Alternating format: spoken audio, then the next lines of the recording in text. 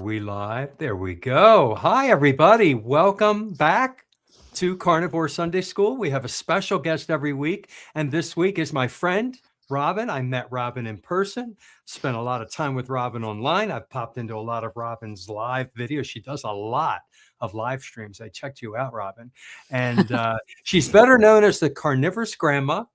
She brings wisdom and life experience and real world perspective to the carnivore way of eating, showing that it's never too late to reclaim your health. And her story resonates with so many because it's honest and grounded and inspiring. And we're grateful to have you with us today, Robin. How you doing?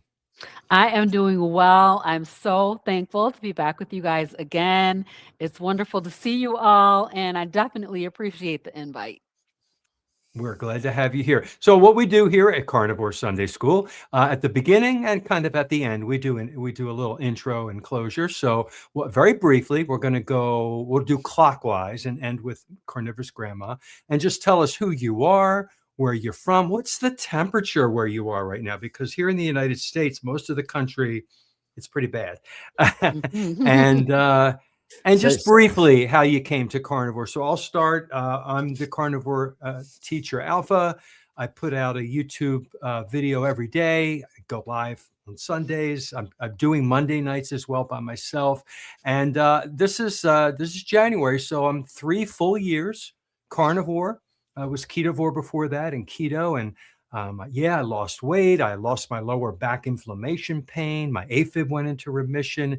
My teeth, my gums, my eyes, my skin, everything improved.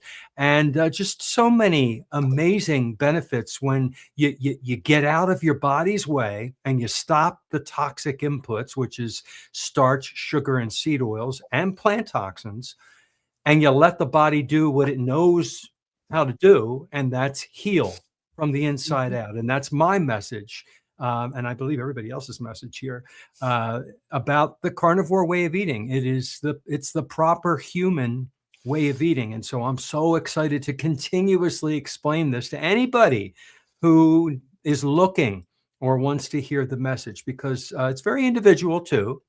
Everybody does it differently, and it's nuanced. And that's why we have all these cool people telling us their angle from their lens, how carnivore has helped them. And some people's stories are just miraculous and amazing. So I'll leave it there. We'll go to George, who has an amazing story himself. Okay, my name is George. I'm from England, the southwest of England in Somerset. I'm 60 years of age now, and I weigh what I did when I was 18 years old on my 18th birthday. I am a formerly morbid obese type 2 diabetic. There's the evidence. As you can see, that is the difference in me. That's from 293 pounds to 170 pounds.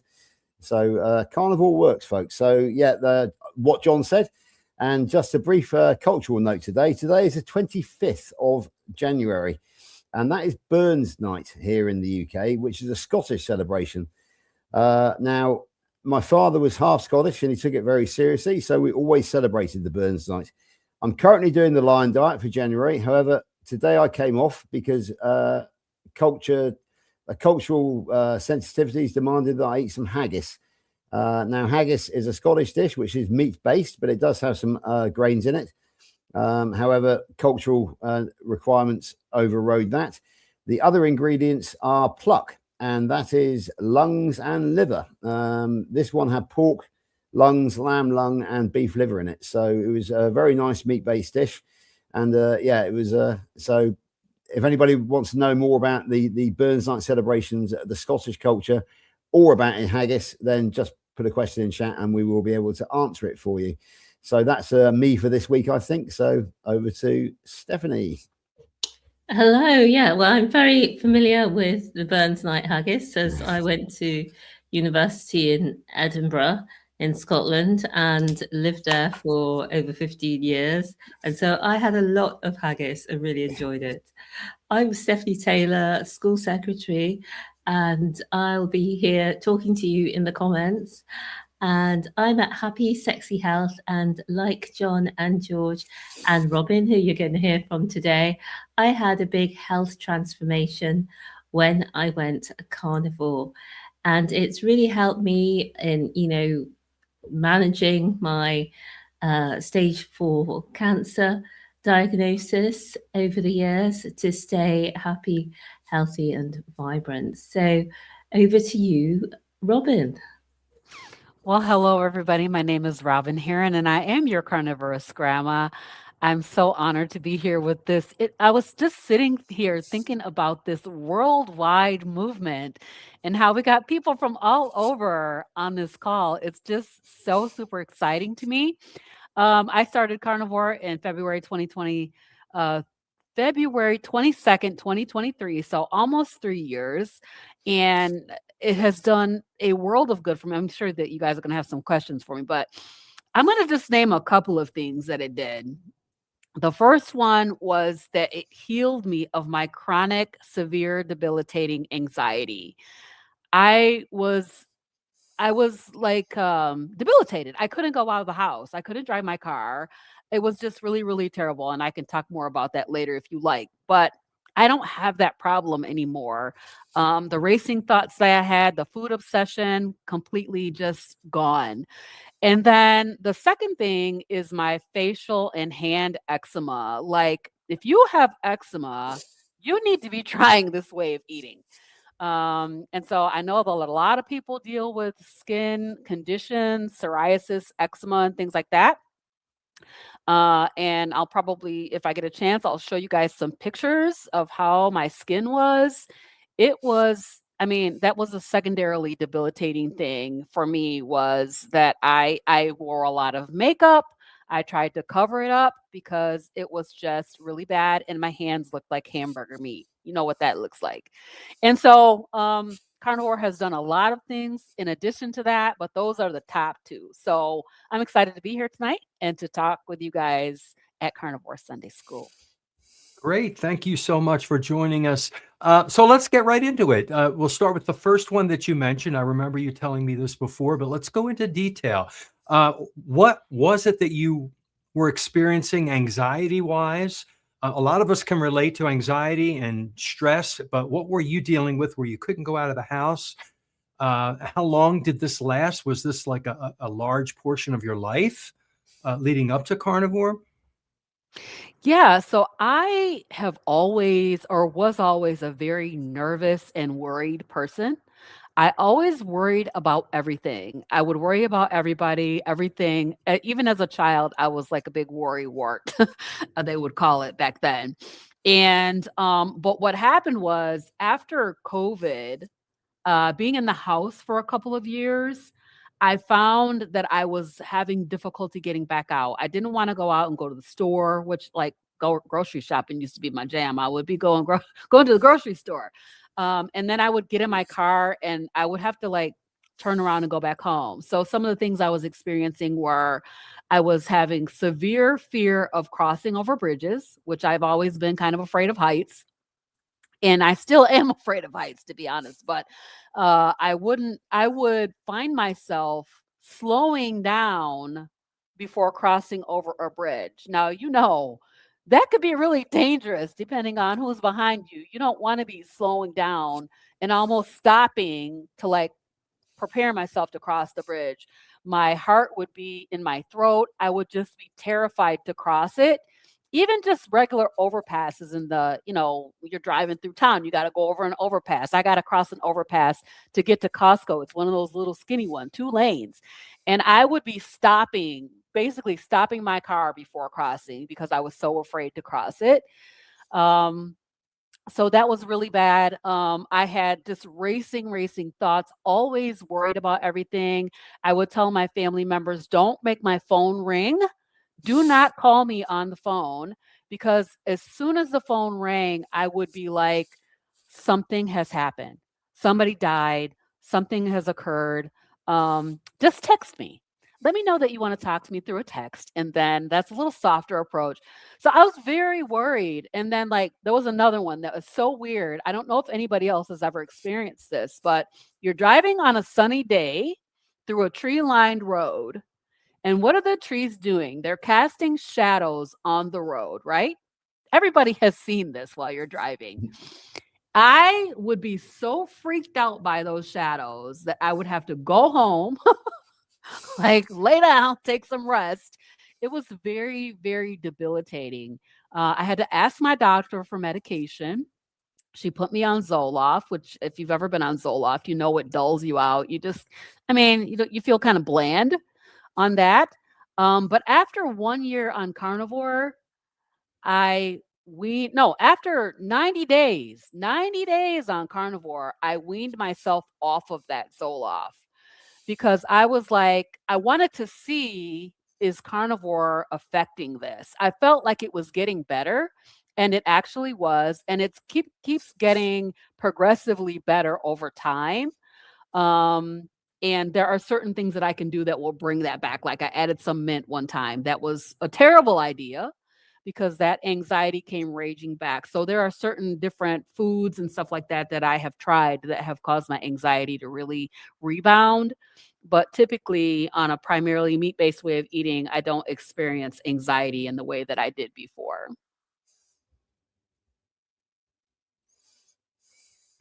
So the bridge crossing is common. I know a lot of people that have that.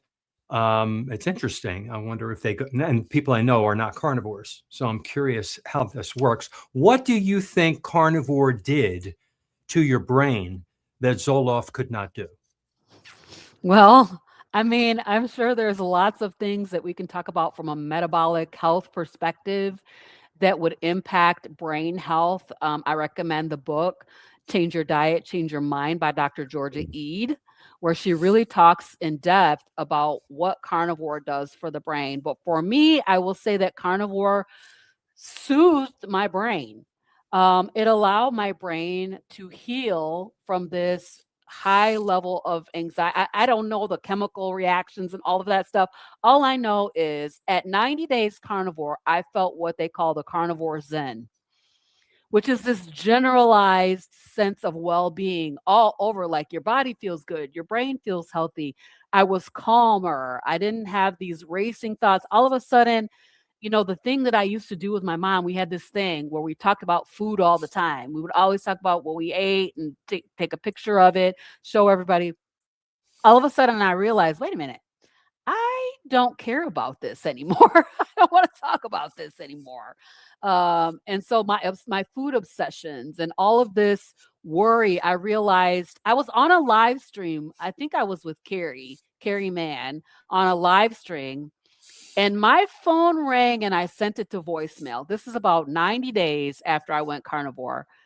And I thought, wow, I was able to, I didn't even think about it, just send it to voicemail. My husband always asked me, do you have to answer the phone every time it rings? And I'd be like, yes, something has happened. And so I sent that call to voicemail and didn't even think twice about it. And that was a huge milestone for me. I would never send a call to voicemail, ever. So yeah, it soothed my brain. The meat soothed my brain and allowed it to heal. So the fatty acids, the ketones, everything that Dr. Georgia E talks about in that amazing book, that wonderful book that I've read twice. I want to read it again. Every single chapter, just you have aha moments like, wow, that makes so much sense. I have the Carnivore Zen too, the calm. It's amazing. Big difference. I was raised in a very emotional, energetic, hyper Italian family. And I responded that way to everything in my life. I was always like on, ready to go and fight the fight. And I was always in fight or flight mode, it felt like. Yes. And carnivore has calmed me down. And here's the thing, other people tell me I have calmed down. They're so I can see how that helped you, whatever that is. And I know other people have talked about this carnivore calm as well. George. Yes, I want to say this. I just want to say this. Sorry, you guys, before I jump in, but I want to say this because I was on keto for, I'm going to call it 10 years, 5 years of keto. So I knew about ketogenic diets, ketosis, and, those fatty acids that, oxidizing, burning fat for fuel. I knew about that, but it never, ever, ever healed my brain. Okay. When I went carnivore, that's what healed my brain. So just being in ketosis didn't do it. It was the meat only that soothed my brain and allowed it to heal. the removal of the plant toxins, I bet, Exactly. because Mhm. that's what you did. That's what I did. Yeah. Oh, sorry, go ahead, guys. Go ahead. No, I was just, I don't want to do all the talking. George, did you have, or Steph, did you have any comments Yeah. on this particular topic? I do, because I really love that book as well, because it's reviving in a modern setting with modern research, i.e. recent research, what has been known for well over 100 years and also documented in the research is how that the fatty meat specifically heals the brain. And it was used, as we know, to treat both type 1 and type 2 diabetes at the time. For type 1, it was the only way of being able to keep people alive for a little bit longer. You know, we have to remember that these were deadly, that this was a deadly condition back in the day, 100 years ago. And then when it was used, the same therapeutic ketosis diet for epilepsy in children, before there were drugs for it to treat it, I wasn't aware, because when I used to hear about ketosis being used, I was thinking of, you know, what you see in the pictures, meat and veg, basically. That's the foods that I thought they were feeding these kids when they were talking about the therapeutic ketogenic diet. But actually what they were talking about, going back through, it was either that book or maybe it was another book that I've read that went into actually what did the children eat? And the children were eating fatty meat, and it had to be a specific ratio of fat to protein. So the fat was as important as the meat. And all of this information is essentially lost in terms of what's being used on an everyday basis. If you go in and ask, is there anything I can do to help my epileptic child, or is there anything that I can do to help myself with epilepsy? All of this information is lost. So I'm so grateful that Dr. Georgia Ede and others who are also mentioned in the book, and there's lots of different research, really show the power of this diet. But it is very specific, the diet they're talking about. And as you said, John, it is a plant-free version that was used. Yeah, absolutely. Yeah, just to pick up on that, then what Steph's talking about is forgotten knowledge, stuff that we knew that has been lost over the mists of time. I can confirm that it was Dr. Russell Wilder of the Mayo Clinic who first termed the word ketogenic back in the 1920s, and that was specifically to treat epilepsy in children. Until in about the 1930s, the first anti-seizure drug came along, and that knowledge then became forgotten because everybody turned to pharmaceuticals as a solution to epilepsy in children, until we came along, and we suddenly dug it up again, and we started researching it.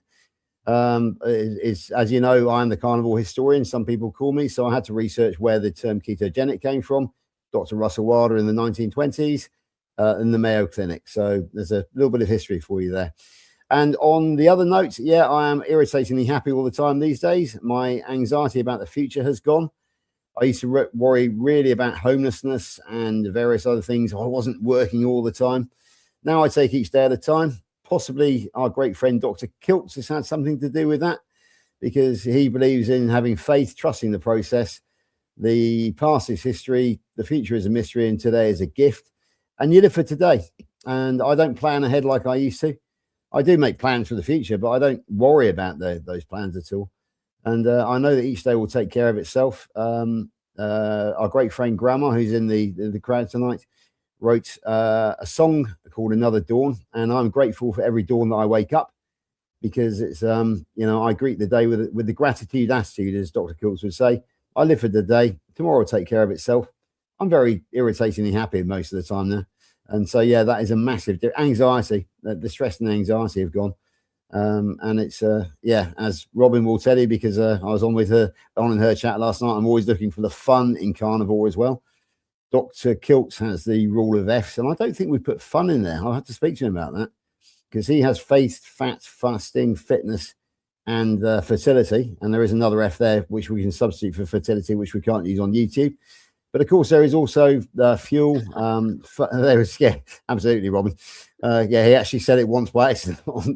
Anyway, we won't go into that. Yeah, and there's also fun. There's fuel. Fat is fuel. And the other big one, of course, is freedom, because carnivore gives you freedom from health anxieties, gives you freedom from morbid obesity, from type 2 diabetes, and it's given me freedom from anxiety. So, yeah, that's my little take on what my mental health is like after being carnivore now for nearly, well, actually, yeah, my journey. I'm coming up to nearly 4 years on my journey, which started low carb keto and then morphed into carnivore. I always take my journey back to the March the 1st of 22, when I was diagnosed with type 2 diabetes. So there we go. That's my take. Okay. Can you? I love what Stephanie said about the fat, because we know carnivore as a high fat, moderate protein health protocol, right? And so we always think about losing weight, but high fat is the key. And I really believe that the fatty meat is what really, really works on the brain, and making your brain healthier. And so I think people are afraid of fat. Of course, we have been taught and trained to be afraid of fat. But that high fat really, really is the thing that makes all the difference in all of these, many disease states. So I say, don't fear the fat. Go ahead. And I mean, I really feel like the fat is the thing that did it. And even I, coming into this, was like, coming out of all this dieting and stuff, just the mentality of eating fat was so different. So different. And so we need to really frame the conversation, because there's lots of talk around about how to eat a carnivore way of eating, but fat is definitely, you need to have the fat. You need the fatty meat. It's true. And we have so been brainwashed repeatedly to fear the fat. There was that whole low fat 1980s. Everything was low fat, and they replaced it with sugar and seed oils too. So not only were we maybe getting fat, we were getting this oxidized fat from plants that was just terrible. So this totally flips everything on its head, and we're nourishing our neurons, our axons, our myelin sheaths, our bile, our vitamin D. I mean, all the things that cholesterol and fat do that we were afraid of. So I think you hit the nail right there on the head, Robin. Let's go to your eczema now. I'm so curious, because I don't want to bring up any names, but I have some relatives in my family that are suffering from this, and they're not carnivore or low carb or keto or anything, and they don't want to listen to me. Tell us, you said yours was pretty bad. And do you mind if I share a picture? Yeah, would love to see it. And then how long did it take for it to disappear? You have that on your screen? It's a great question. It did take time. Takes time, right? All right. Yes. So here's my pictures, you guys. All right. I suffered with chronic eczema all of my life and allergies. Oh, and gosh. so this look that I had, it was 2 black eyes, and then I had this darkness around. It would break out in various places, like on my ears and on my neck. A lot of people, like when you see kids and stuff, they have this really, really nasty eczema in the folds of their elbows and behind their knees, around the neck. And then if you look at the hand eczema, this is called dyshydrotic eczema, and my hands would just blister up. The skin would slough off. And when I say my hands look like hamburger meat, my hands look like hamburger meat. Wow. I went to many, many doctors for this. Finally, I found this stuff called concealer. And I started covering it up with a lot of concealer. I even became a makeup consultant, because I didn't want to have to pay for all that makeup that I had to wear to cover this up. It was really, really nasty. So, and you can see there, I had a bout of it on my feet. It was just really bad, debilitating. And so, how long did it take to clear this up? Yeah. I will say that for the face eczema, it probably took about 9 months to a year to clear that up. Hmm. But what I noticed right away was I used to use this cream on my face every single day. It was a lotion that I used every day, a couple times a day. I noticed, like, because I started in February, that spring, I noticed a couple things. I wasn't taking any allergy pills at all, which had been taking twice a day. And I stopped using this cream just naturally. I wasn't even thinking about it. So where I was having this itching and all of this stuff going on the face, I just stopped using the cream. And so that was kind of interesting, but it took probably 9 months. If I look back at my videos from back then, I can see little shades of it like at 6 months still. Um, but at 9 months, the face eczema was pretty much cleared up. I think within a year, it was totally gone from the face. Now, if I eat certain foods, it will come back flaring up. The hand eczema, on the other hand, has taken longer. I still get bouts with this. Hmm. I come to find out that my hand eczema is exacerbated by dairy. So cheese, I was a cheese lover. Hmm. Ate cheese almost every single day, even when I went carnivore. Love cheese, you guys. Cheese does not love me. The heavy cream in the coffee, I was using that every day. Sour cream, I was dipping. Like as a carnivore, you don't have that many sauces that you're going to be dipping into, right? So I was dipping into sour cream. I was having cream cheese and, making soups and stuff with cream cheese. All of that stuff caused my hand eczema to flare up. So if I get something that has that dairy, now I can tolerate a little bit of butter, but if I get dairy in this way, Uh-oh. it's it's problematic. I can't tolerate it, and it causes the hand eczema to flare up. Interesting. Did this hand eczema that I'm looking at, that it looks yellow on the picture here, or brown, is it? I see that it's unsightly. Was it sensitive or painful Yeah, it on the skin was. when you grabbed and Yes. used it? And It wow. was. I would hold my hands. I don't know if you guys can see me, but I would hold my hands like this all the time, and I I would just see kind it. of hold them at my waist, because I was afraid to touch anything that looks infected, and in fact, it was infected. Wow. Because you can't touch anything.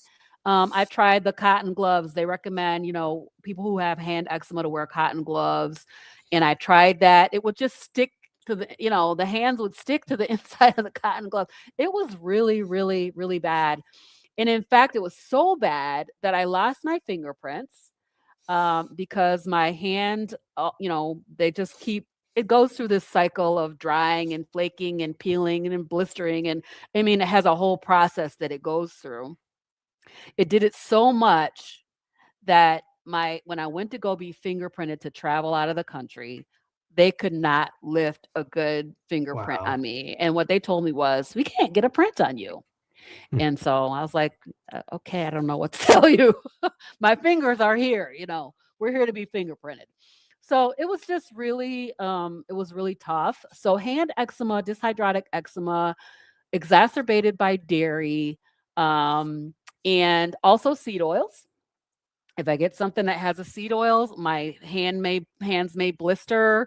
I'll get some cracking, but I try to stay away from seed oils, and I definitely am not utilizing any dairy anymore.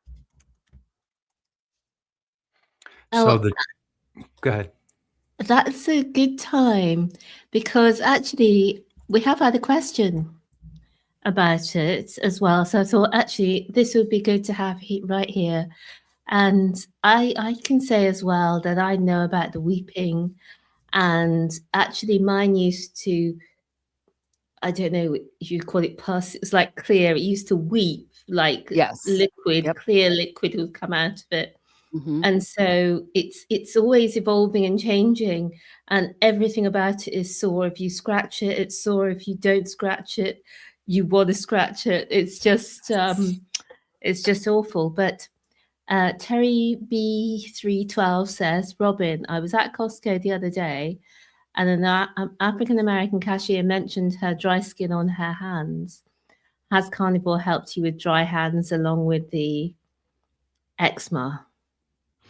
So I would say that eczema is very moist. It's wet. It's damp. It goes through phases of drying, but as Stephanie was saying, it goes through these weepy phases where it's very wet. And so for dry skin, I recommend tallow to place on your skin as a topical ointment type of a thing. There's lots of great companies out here that are doing it. I definitely recommend Emma Mann's Compassionate Carnivore products. She has the best products I feel that I've ever tried on the market so far. But tallow is really good. You can render your own tallow. You can make it yourself at your house and just put that on your skin, and it's really, really moisturizing. So I would say that Carnivore, as far as my dry skin is concerned, I don't typically usually have very much dry skin. I always was like a person who never really used lotion that much. And if you're an African American person, we don't go out the house without putting some lotion on because we don't want to be ashy. But I never really had that problem so much. But when I do get dry, I use tallow for that reason. Thanks for that. We've got another question. So I'll just do a quick one first because I can quickly answer that. But the Fuzzy Bugle wanted to know the book that we were talking about. I typed the answer in the chat, but let's answer that again. There it is. Change your diet, change your mind. Yep. And John's put that in the chat. Change your diet, change your mind, by Dr. Georgia Ede. So that'll be in the chat as well, if it's not still on the screen. And a new question that we've had also from Fuzzy Booger is, I enjoy meat, eggs, and seafood, but I have to cook everything well done. Is it still nutritional value if it's well done? What say you, Robin? I think certainly it has nutritional value. I feel like most carnivores lean towards cooking things less than more. But certainly if you're talking about beef, then, yes, I would think that we still have nutritional value for sure. But you'll probably want to kind of lean toward cooking it a little bit less, particularly your red meat, your beef. And I know that I grew up eating everything cooked till it was dead. Like dead food, right? We fried those pork chops until they were hard and crispy, and it was like, ew, I hate pork chops. Well, come to find out, we were overcooking everything. You cook liver. My mom used to cook liver. She would fry that stuff to death, literally, and it was just overcooked. So from a palatability perspective, cooking things a little bit less is going to make it more flavorful, more delicious. And I also believe that it will have a better nutrition profile if you're not cooking it to death. Yeah, there is vitamin C in muscle meat. There are B vitamins that, because they're water soluble, because they're very heat sensitive, they are completely destroyed when you cook meat. So I know that George is a fan of rare or raw meat. And so is Dr. Kiltz. I've been doing that lately. I've been making the inside of my ruminant meat only now raw. So when you slice it, it looks like sashimi. The outside I do cook, and that takes care of any bacteria that might be on the outside. You never know. But only with ruminant meat.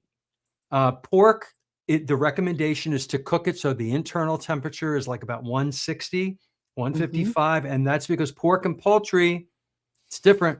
You need to cook that.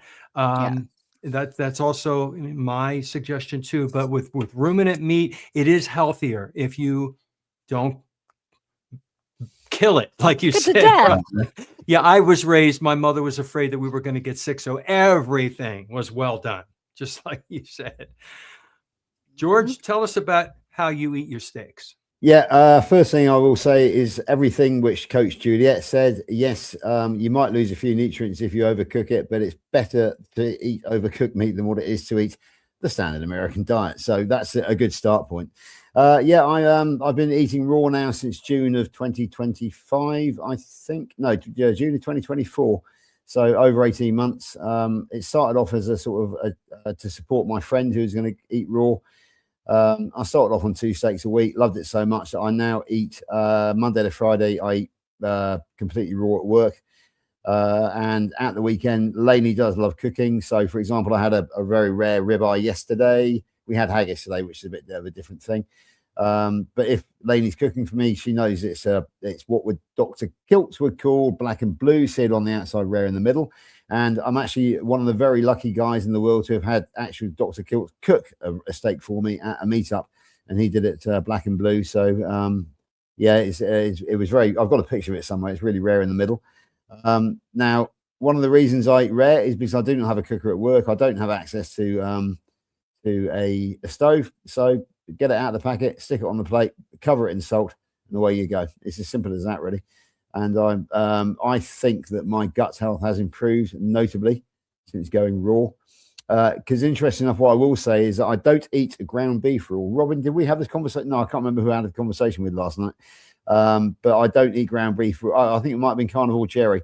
But what Lainey does is cook it off for me in the air fryer. She then refrigerates it, or we have the very fatty ground beef or minced beef, and of course all the fat goes white and solidifies. Now I don't reheat that. What I do is I eat it cold, and I eat the fat solid in its solid form. It has been rendered, but then goes solid again. And I find that if I eat minced beef or ground beef hot with the rendered fat, then it does give me the number 7 on the Bristol stick scale, the loose stools. Whereas I find that the Bristol scale is real, folks. Do look it up. And yeah, basically we won't put the pictures up here though. No, we won't put the pictures up, no. We will leave that to Zoe Harkin, PhD. Yeah. She always loves putting those up. Anyway, that's where I learned it from, actually, from Zoe Harkin. Okay. Yeah. Anyway, so yeah, I eat the solid white fat. I find it more tasty than the rendered fat anyway. So I eat nearly everything cold now during the week. Nearly everything cold. Yeah, I mean, Lainey cooked off some beef bacon yesterday, so I had some of that hot straight out of the air fryer. But that will go in the fridge now, and I will eat it cold. And also, she did it for the first time last week, and we ended up with tallow bars because it was swimming in its own tallow. When we took all the bacon out, there was a slab of tallow at the bottom, which became a tallow bar, which I ate like a chocolate bar. And it's the first time I had it. But I will definitely be looking for that again. No question. Yeah, so that's your answer. I mostly raw, nearly all cold. And I'm not one of these zealots who says you can only eat raw. It's just it's convenient for me more than anything else. And I feel very, very healthy because of it. Yeah. And I have not got there with the raw meat. But I can resonate with Fuzzy Booger saying that he likes everything well cooked, because growing up we had everything really well cooked. Could not understand how people are going around with blood coming out of their steak. What is wrong with people? Anyway, when I was in my early 20s, I was on a master's program, and at the time it was when NATO was still in Brussels and the European Parliament and everything was still there. And we went to, as part of the course I was on, we went to Brussels, and what a fantastic city. We had, during the days, we had these amazing lectures, and we had plenty of time to visit galleries. But what I really loved is that they had, as well as what felt like 1 million little art galleries, they had 1 million little restaurants. And they're all tiny, like somebody's front room. And I'm talking about a UK front room, which is not all that big in the typical house. But these were very, very small. Some of them would have only had, 6 or 12 tables. And the food was out of this world. So every day we'd get up and we'd have breakfast. And then we'd say, oh, today we've had so much, we're only going to have dinner. And then we'd have lunch. We'd end up having lunch.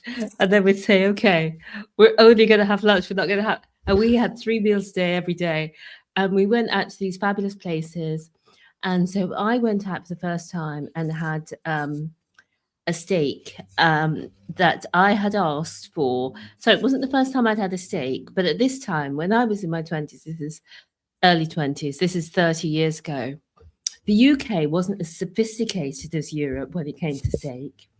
And so when you asked for a medium steak here, it was actually well done.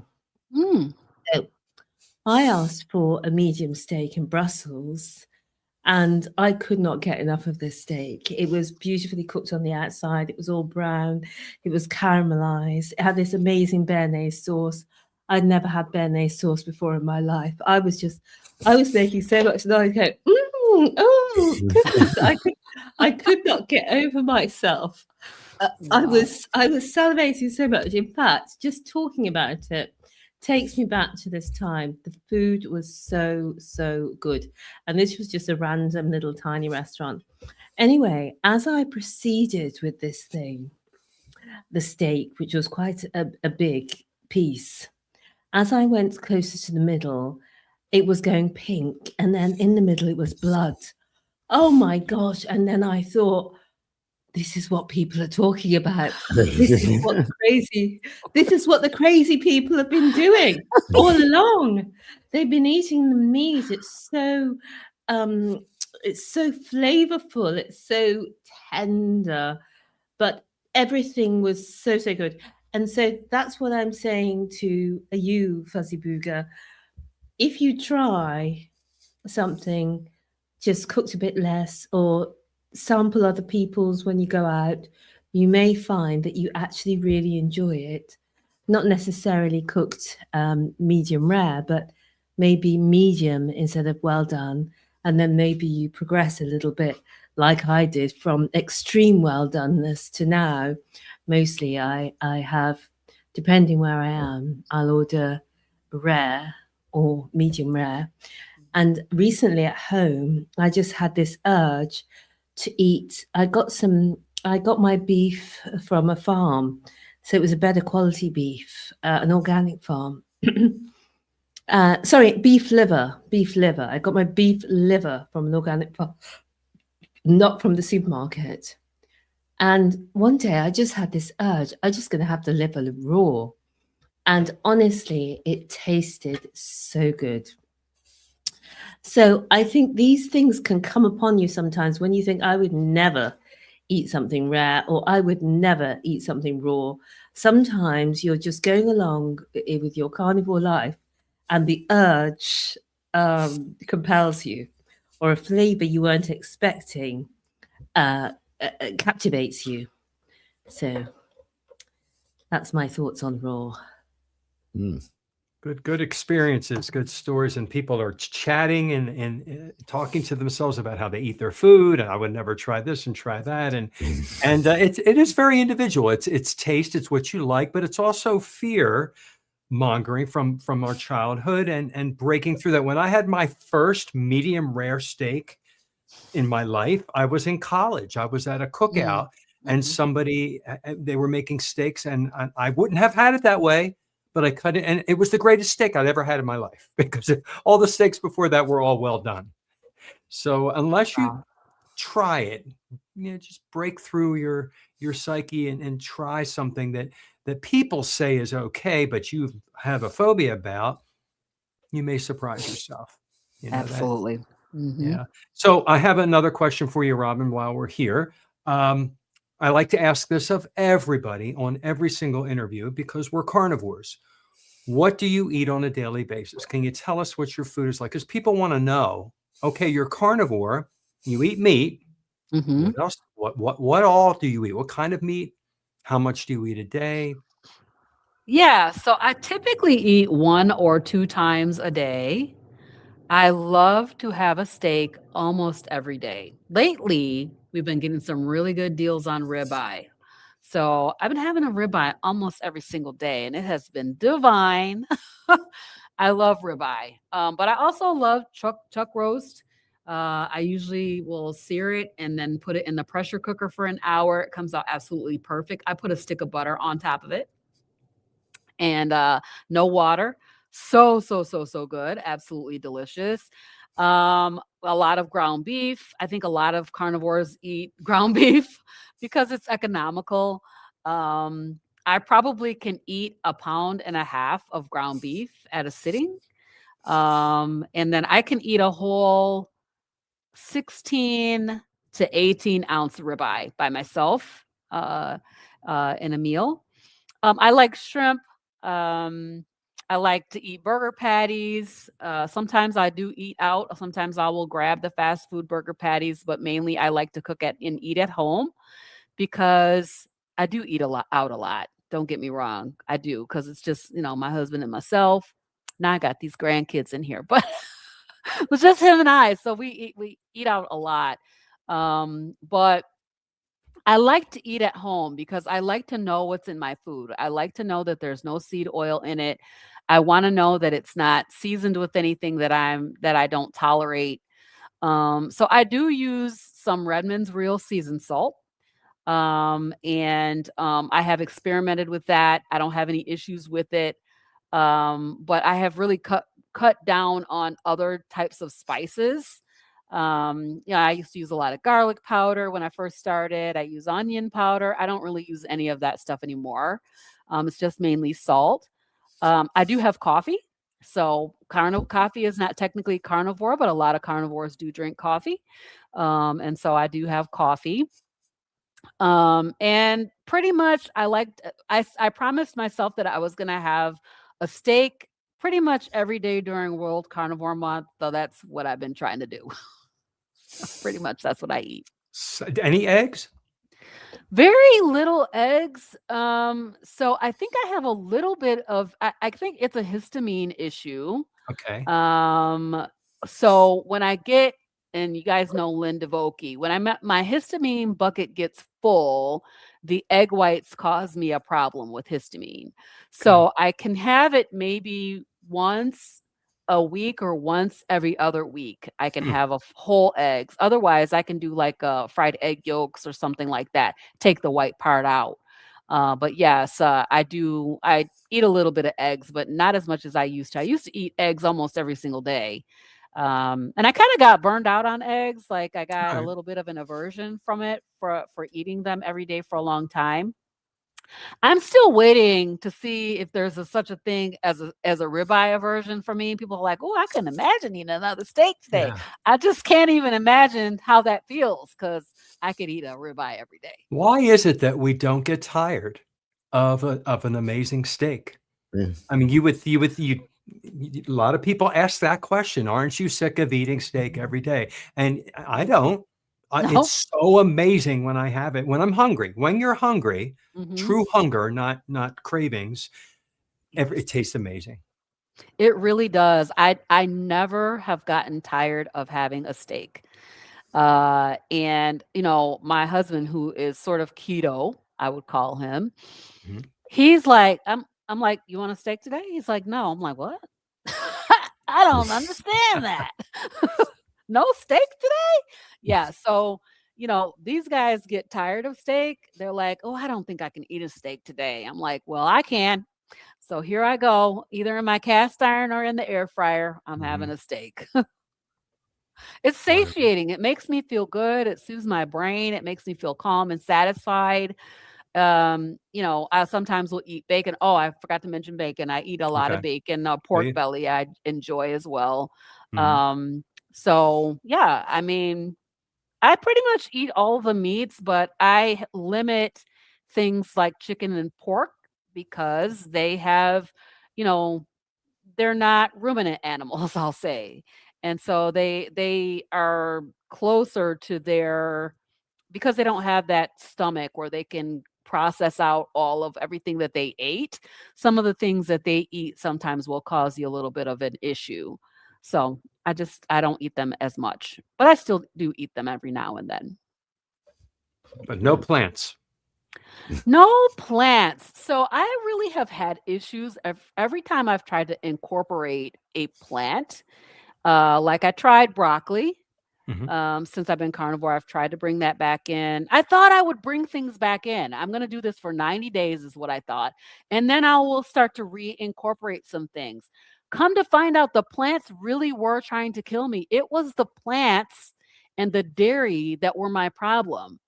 So, if I told you about the mint, I had thought I was going to just be fancy and have some mint in my water, sparkling water with a little bit of crushed fresh mint. So refreshing and delicious. I did that for 3 days on a cruise, and my anxiety was up here. I couldn't function. We went to the mall after we got off of our cruise, my husband and I, upstairs in the mall. And we're up there, and I'm looking at, how in the malls they have those glass walls and you can see all the way down. I'm looking at that and cannot move my feet forward. I cannot force myself to walk one foot in front of the other. My anxiety was so high, and I'm holding on to my husband. He's like, "What's wrong with you?" I'm like, I can't move. We have to get down. We're going to have to go down. And that was just from 3 days of having a tiny bit of mint crushed in water. So it's not worth it to me. It's not worth it. I don't want to experiment with anxiety. That's not something that I'm willing to bring back into my life, to practice eating plants. And so I just, at this point, I know that I could probably eat cabbage. And I had a little bit of, what is that stuff called? The thing that they make with cabbage, the fermented cabbage. I had a little bit of that when I had to take an antibiotic. Yeah, sauerkraut. I had a little bit of that. No issues, but I'm not really, I don't want to bring them back, because I feel like if I get to a certain upper limit, what's going to happen with my anxiety? I'm not willing to go back to that. Oh, I can't hear you, John. You're on mute.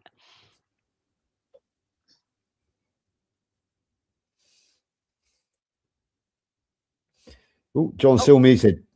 Yes. John's away. Can we just? Was there? Did I see a question about something to do with the cat, Steph? Did he pick that question up? Oh yes. Sorry.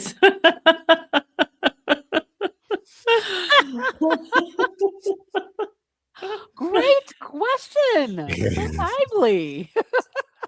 Why is everybody talking about Kalamazoo? Y'all want me to answer this one? Yeah. Well, there's a song, isn't there? The Deader and the Dealer, and a dog called Jake, and the cat called Kalamazoo. So why is everybody talking about the cat called Kalamazoo all of a sudden? Robin, can you answer that? So I am hosting a meetup in Kalamazoo. This is the second annual. It's called Impact Meetup and Eat Up with Carnivorous Grandma and Friends. Here in Kalamazoo, the date is September 5th, 2026. And we're going to have lots of great people here in Kalamazoo. So excited to see you guys all here. We're going to have, what it is a day, it's like a metabolic health symposium where we have some, practitioners in to talk about the science and talk about what's going on in the world around metabolic health. And then also we have something like, Carrie Mann and those guys, they call it inspiring carnivore stories. People come in and talk about what amazing things have happened in their life. We have a sponsorships. We bring in some great food. We have an after party where we're going to dance and have a good time. It's going to be so much fun. It's Labor Day weekend in Kalamazoo, Michigan, and I am your host, Carnivorous Grandma. Oh, that's great news, Grandma. Has anybody said they're going yet? Have you had any much interest at all? We have had a little bit of interest. I know that we've got George and Laney coming from the UK for sure. I heard that Lynn DeVoke's come, Carrie Mann, Dr. Kills, Stephanie's coming. Yes. Oh my gosh, it's going to be absolute. John, don't be the odd man out. When is this? September 5th. September 5th. Kalamazoo Labor Day weekend. Oh, yes. Well, check it out. Yeah, it's really going to be fun. It's going to be so. And I can also tell you that from our audience tonight, we are going to be seeing Barbara Grammer, who is the Carnival songstress there. Coach Juliet's coming, and so is rocking Coach Amy. Kerry's going to be there. Dr. Kiltz is going to be there. Dr. Nelson's going to be there. Basically, it's a who's who of Carnivore is turning up to Impact this year. So I'm going to tell y'all that George knows more about who's coming than I do. Yes, he does. He just told me that I've been like, Dr. Nelson, are you coming? I need to know. So he told, I'm excited to hear that he's coming. You have to remember, Robin, that's my job within the Carnivore community. I am the liaison between everybody, basically. Between I said, well, no, because I'm not so much involved with the PhD or Rivero, but Healing Humanity and Kerry, I'm his ambassador, and Dr. Kiltz calls me his troublemaker, which I think is a real accolade for a man who's just got a YouTube. He's in YouTube jail for being a troublemaker. It takes one to know one. So I think if Dr. Kiltz calls me a troublemaker, I'm going to take that as a compliment. So there we go. Absolutely. It's going to be so much fun, you guys. I hope to see you there. I know that this team has the links. It's probably going to be down in the show notes. So yes, come to Kalamazoo for Impact. All right. Now's a great time to get your tickets too, because it's early bird pricing. Okay, so in the show notes of my YouTube, anybody who's watching this live or on the replay, we're going to have all of Robin's links. And if I don't have the links to this, show, you got it. It'll be in there. We'll put it in there for sure. I've got it as well. So. You have it too. Okay. Yeah, all right. We're at 5 minutes. So what we do is we go around and we tell people where they can find, where we can find each other. And we'll end with me. So we'll start with Carnivorous Grandma. Tell us, it's in the links, but you're on Facebook, you're on Instagram. Tell us everywhere we can find you and learn more about you. All right. So, of course, I'm on YouTube, TikTok, Instagram, Facebook, Carnivorous Grandma everywhere, but it is Carnivorous Grama. So I know we got a grandma out here. I think I saw a grandma out there. So, but yeah, Grama, because that's what my grandkids call me. And then, of course, I have a website. It's carnivorousgrandma.com. And, you know, you can go there and find out all about my coaching. I'm doing a coaching practice. And so my goal and objective is to certainly help people, because when I started, I was by myself and I was very lonely in the carnivore space. And I didn't know what I was doing. So my job or my goal is to help people to understand, to work them, help them, walk them through the process. And so you can find all that information on my website. Wonderful. All right, George, tell us. Yeah, okay. So I do have a channel called Good Enough for You. It's very basic. However, I'm using it as a weekly news platform on Saturdays to tell you what's been going on in my life, and especially to flag up anything which is happening, such as meetups around the world. I am the officially the UK ambassador to Healing Humanity, because Kerry asked me to do that for him. My role within the carnivore community is much less being a YouTube creator or a scientist, much more I'm a people person. I like to put people together. I like to arrange interviews. I pull the strings. Barbara, Grandma's Crochet Corner, knows me, the man from across the pond. Over here, I'm known as the puppet master because I pull the strings behind the scenes. So that's me, really. I'm a nosy type. If you've got any news for me, come and find me either on my channel or Facebook. Let me know what you want broadcast, and I will make sure the entire carnivore world gets to know about it. Because if I don't know somebody in the carnivore world, then I know somebody who does. So that's my role, really. I'm the people person, not the scientist. I'm a bit of a technophobe. So on that note, over to somebody who is not a technophobe, but who has very kindly trained me a bit in my technology over the years, and that's the wonderful Stephanie. Hello, yes, I'm Stephanie. It's been so good talking to you all in the comments today. It's such a great community. I can't wait to meet you all in Kalamazoo and at any other meetups along the way. So I have been doing the Carnivore Sunday School secretary role since June last year, and it has been so much fun. I've loved, obviously, being here with George and John and all of you every week in the comments. But this year, I'm going to be doing a few different things. So I'll be standing down from my secretary role, at least for a little while. In the next, tomorrow, I'm starting a 21-day water fast. This is something I haven't done before. It's really recommended for cancer. And it's something that I thought, I'm not sure that I would be able to do that. But it's like the rare steak. It's something I thought I wouldn't like, I wouldn't be able to do. I had a lot of thoughts about, and then I ended up trying it by accident and finding out it was delicious. So I've coached myself into thinking, what if this is easy? Or it's certainly simple. And so I'm going to be doing the 21-day water fast. and I'll be doing it on my Instagram at Happy Sexy Health. I'll be reporting in once a day. So I'd love you to join me there for that journey and help me keep going, hopefully for the 21 days. And hopefully it does make a difference as well. And that whatever that those processes that the body goes through with autophagy and so on really help for healing from the cancer. The other exciting thing is that I've just taken delivery of something that's very new in the UK, and you might already have it in America, but it's called a continuous ketones monitor. And we have continuous glucose monitors. Many of you will have heard of that or tried them yourself. But new in the UK at the moment is continuous ketones monitor.